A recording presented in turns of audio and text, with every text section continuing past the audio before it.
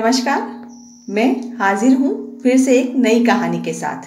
तो चलते हैं एक नई कहानी के ओर। कहानी का नाम है दिमाग को ठंडा रखिए।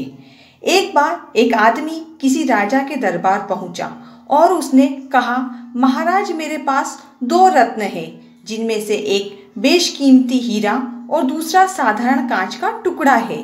यदि आपके दरबार में किसी ने यह बता दिया कि कौन सा कांच है और कौन सा सच्चा हीरा, तो मैं यह हीरा आपके खजाने में दे दूंगा, अन्यथा आपको 5000 स्वर्ण मुद्राएं मुझे देनी होगी। राजा को यह चुनौती पसंद आई और दरबारियों को हीरे और कांच में फर्क करने का आदेश दिया। बड़े से बड़ा सूझबूझ वाला दरबारी आया, लेकिन कोई भी हीरे की परख नहीं कर पाया।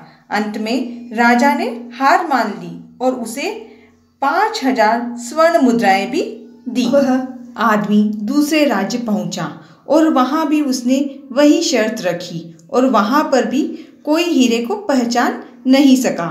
वहां के राजा ने भी उसे 5000 सोने की मुद्राएं दी। इसी प्रकार आदमी ने कई राज्यों का भ्रमण किया और बहुत सारा धन इकट्ठा कर लिया। उस समय ठंड का समय था और एक राजा ने अपना दरबार खुले मैदान में लगाया था, ताकि दरबारी धूप का आनंद लेते हुए काम निपटा सके। वह आदमी दरबार में पहुंचा और अपनी शर्त दोहराई। यहाँ भी राजा ने उसकी चुनौती स्वीकार कर ली। राजा ने विद्वानों को भी असली और नकली हीरे में फर्क करने का आदेश दिया, लेकिन यहाँ भी कोई फर्क नहीं कर सका।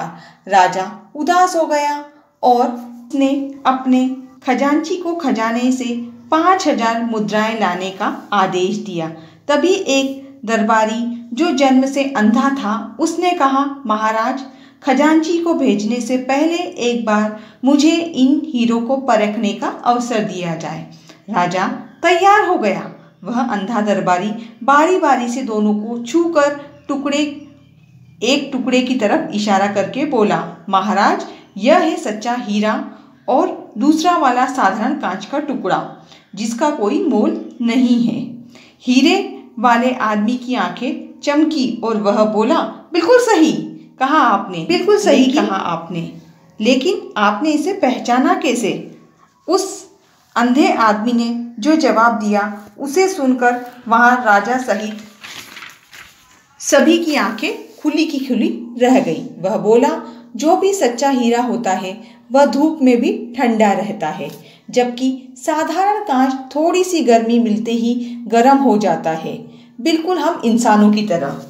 यदि हम बड़ी सफलता मिलने पर दिमाग से शांत रहते हैं तो हम उच्च कोटि के इंसान हैं, और यदि हमारा दिमाग थोड़ी सी सफलता मिलने से ही 7वें आसमान पर उड़ने लगे, तो यह समझने की ज़रूरत है कि हम उस सस्ते और साधारण कांच की तरह तो नहीं है। धन्यवाद।